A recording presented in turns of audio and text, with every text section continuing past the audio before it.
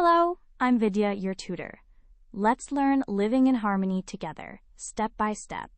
Hello, friends. I am Vidya. Living in harmony means living together happily and being kind.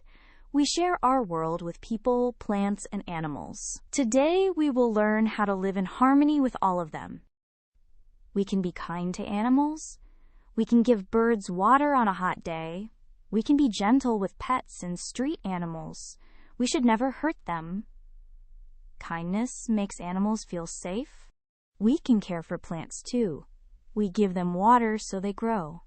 We do not pluck leaves or flowers just for fun. And we can plant new little trees. Plants give us so much, so we care for them. Living in harmony also means helping each other. We help our friends and family.